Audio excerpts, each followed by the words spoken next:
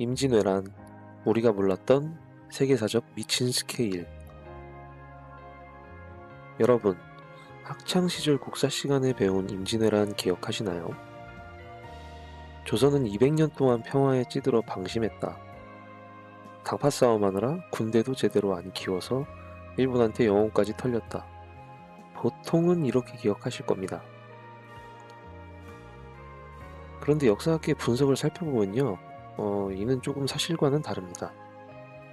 조선이 약했던 게 아니라 1592년 당시 일본이 누가 쳐맞았어도 영혼까지 털릴 수밖에 없는 거의 하이퍼 밀리터리 괴물 국가였다는 겁니다.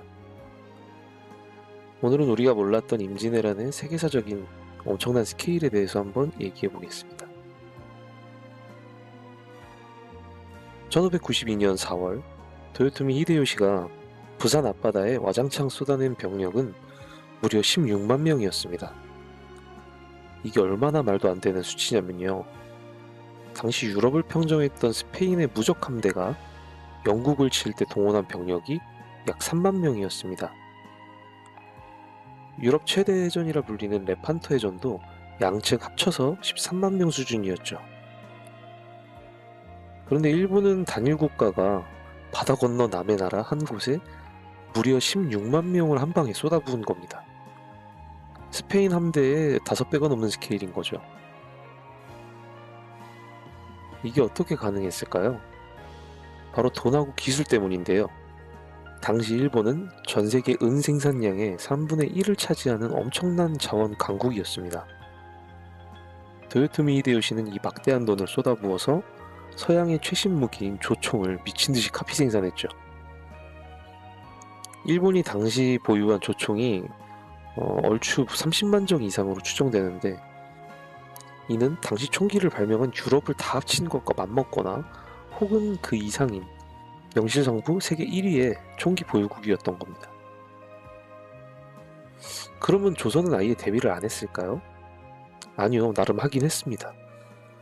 조선의 방어 시스템인 제승방략은요, 이런 거였어요. 동네 해적, 왜구들 몇천 명 쳐들어오면 각 지역 군사들 한 곳에 모아서 막자.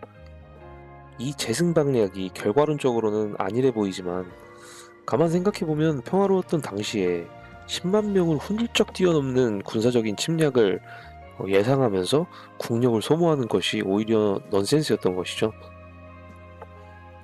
어쨌거나 문을 열어보니 동네 해적이 아니라 16만 명의 정규군, 그것도 100년 동안 지들끼리 죽고 죽이면서 전투와 전쟁에서 만렙을 찍은 베테랑들이 부산 앞바다에 서 있었던 겁니다. 게다가 일본군의 진격 속도는 하루에 20km.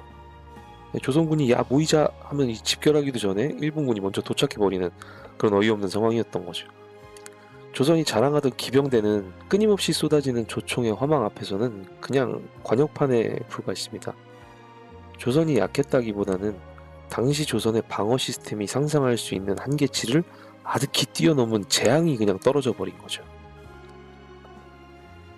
이 거대한 전쟁 기계들이 한양을 점령하고 승승장구하고 나갈 때 일본 입장에서는 상상도 하지 못한 치명적인 버그가 하나 발생합니다.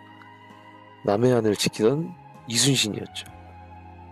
일본군은 원래 육군이 빠르게 치고 올라가면 수군이 바다로 식량하고 무기를 보급해주는 그런 시스템을 생각했습니다. 그런데 이순신이 바다를 꽉 틀어막고 아예 배달 오는 것들을 물자들을 족족 다 수장시켜버리니까 이 일본 입장에서는 어찌해야 될지 해결책을 찾기가 참 어려웠겠죠. 당시 일본의 군령을 보면 이순신 때문에 보급이 안 된다, 함부로 이순신이랑 싸우지 말고 호위 안 붙여라, 뭐 이런 기록들이 남아 있습니다. 한산도 대첩에서 이순신한테 영혼까지 털린 일본의 에이스 장수 와키자카 야스하루는 무인도로 도망쳐서 거의 10일 동안 미역만 씹어먹으면서 겨우 목숨을 건졌다고 하는데요. 그 트라우마가 얼마나 컸는지 이 와키자카의 후손들은 400년이 지난 오늘날까지도 한산도 대첩일만 되면 조상의 패배를 잊지 않기 위해 집안 식구들이 다 같이 미역을 먹는 그런 전통이 있다고 합니다. 적장에게 남긴 공포심이 어느 정도였는지 짐작이 가시죠? 1592년의 임진왜란, 그게 단순히 조선이 무능해서일까? 물론 조금은 원인이 있겠지만 단순히 그렇게 벌어진 전쟁은 아니었던 겁니다. 전 세계 은을 쓸어 담아서 만든 16만 명의 괴물 같은 군대가 한꺼번에 몰려온 거대한 문명의 충돌이었던 거죠. 국가의 방어 시스템은 20일 만에 붕괴해버렸고 절망적인 상황이었지만 손발이 부르트도록 노를 저었던 이 수군들, 민초들과 그들을 어떻게든 살려내서 승리로 이끌었던 지독한 리더 이순신이 있었던 겁니다. 세계사적 스케일의 재앙 앞에서도 벼랑 끝에서 살아남았던 우리의 역사. 오늘 여러분은 어떻게 바라보고 계신가요? 오늘 이야기가 흥미로우셨다면 구독과 좋아요 부탁드립니다. 다음에도 흥미로운 이야기로 찾아올게요. 감사합니다.